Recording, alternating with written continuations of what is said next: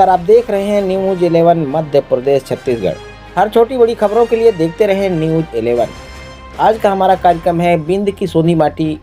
बिंद में छुपी हुई स्पर्धाओं को हम खंगालने का प्रयास करेंगे।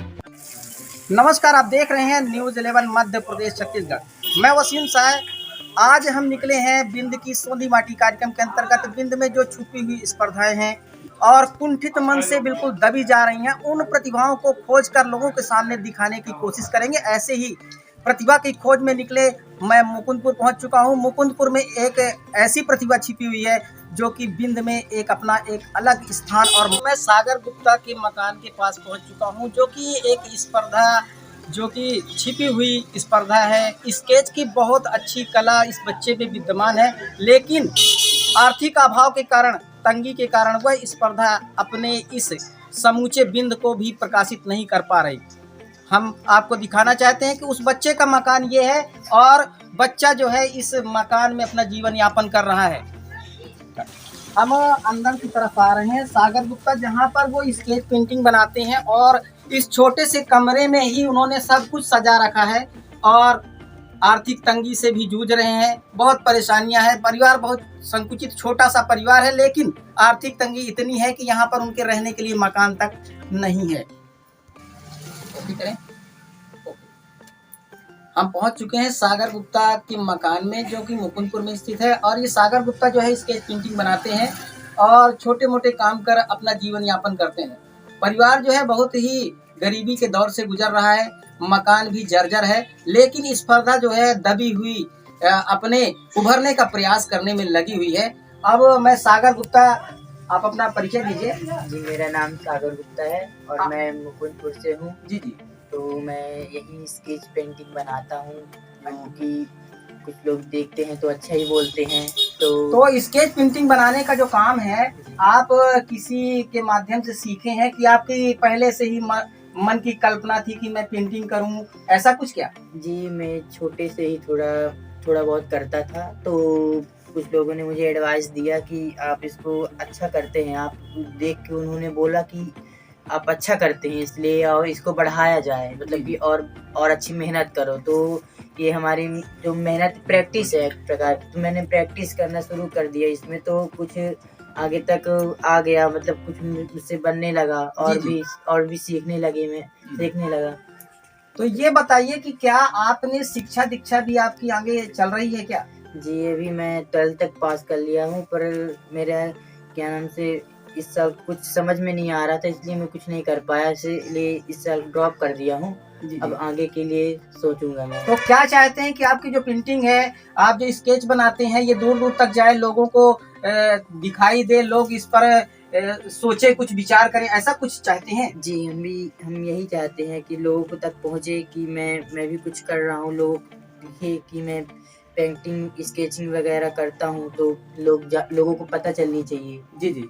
तो इसके लिए आपके जो क्षेत्रीय जो है नेता मंत्रीगण जो है, क्या कुछ उन्होंने किसको आपने भेंट किया? जी, आदरणीय कलेक्टर सर को और सीओ सर को दी, और हमारे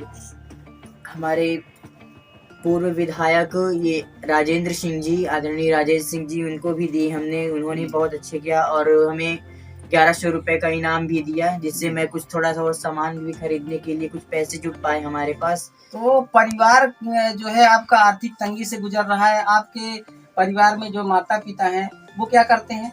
जी, मेरे माता पिता एक खाना बनाते हैं, मतलब लोगों के यहाँ शादी पार्टी वगैरह में खाना पीना बनाते हैं, और फिर बाकी सीजन कुछ नहीं रहता तो वो यहीं रहते हैं, मतलब कि कुछ नहीं कर पाते, बस केवल खाना पीना का ऑर्डर काम करते हैं। तो उस दौर में आप कैसे कर पाएंगे, ये बताइए। स्केच पेंटिंग का काम है, इसके लिए कभी सही काम चला तो कभी नहीं चला। इस परिस्थिति में आप क्या करते होंगे? इस परिस्थिति में मैं हो गया अपने से ही जो कुछ करता हूँ अपने से ही कर पाता हूँ। हो सकता है तो पेंसिल वगैरह मेरे पास तो हो गया है अभी फिलहाल के लिए, तो मैं इसको बनाता ही रहता हूँ। तो जब नहीं रहता है तो मैं पिताजी के साथ भी काम में चला जाया करता हूँ खाली टाइम में। ये है सागर गुप्ता, जो कि मुकुंदपुर के रहने वाले हैं। आज हमने उनसे चर्चा की, देखा कि आप जो है एक प्रतिभा के धनी हैं और स्केच पेंटिंग के मामले में बहुत ही अच्छा बारीकी के साथ ये काम करते हैं। और ये स्पर्धा जो है गांव तक ही सीमित है। इनका कहना है कि इस स्पर्धा को जो हमारे अन्य लोग हैं, जो हमारे सूचना तंत्र के लोग हैं, इस स्पर्धा को दूर तक ले जाएं, जिससे इनको कुछ लाभ मिल सके और हमारे बिंद का नाम भी रोशन हो सके। हम उनकी माता जी से बात करते हैं कि इस परिस्थिति के दौर में आपका बेटा जो है स्केच पेंटिंग बनाता है और कुछ काम नहीं कर पाता, इस परिस्थिति में आप बच्चे का कैसे गुजारा करती होंगी। इसके लिए हम उनकी माता जी से चर्चा करते हैं। अपना नाम बताइए। नीतू गुप्ता। जी जी, आपका बच्चा जो है बहुत अच्छा उसमें स्पर्धा है, स्केच पेंटिंग बनाता है, तो आप इसके बारे में क्या बताएंगे कि आप बच्चे का पहले से ही इस तरह मनोबल था क्या? हाँ, इनका पहले से ही छोटे से ही ये स्केचिंग बनाए का ही रहा है। और जब अब इन खाना बनवाए जाते हैं तो खाली टाइम रहते तो ले जाते हैं बच्चे कहीं कि चलो साथ में का करोगे, अब बनाने लगे हैं लॉकडाउन से। आप ये बताइए, शासन प्रशासन से क्या चाहेंगी आप? शासन से यही चाहते हैं कि अब गरीबी हालत तो हमारा है, लेकिन बच्चा का बढ़ाना है आगे। जी जी, यह सोच रहे हैं कि बढ़ाए मैं। अब तो कुछ चारा है नहीं। गरीबी के दौर में भी स्पर्धाएं जो हैं कभी मोहताज नहीं होती। इसी ढूंढ लेते हैं बुलंदी आसमानों की, वो खुद ही ढूंढ लेते हैं बुलंदी आसमानों की। परिंदों की को नहीं तालीम दी जाती उड़ानों की। इसी के साथ हमारा बिंद की सोंधी माटी कार्यक्रम समाप्त होता है। सभी से नमस्कार, सभी से प्रणाम। वसीम शाह के साथ आप लोग जुड़े रहिए बिंद की सोंधी माटी कार्यक्रम अगले कार्यक्रम के लिए।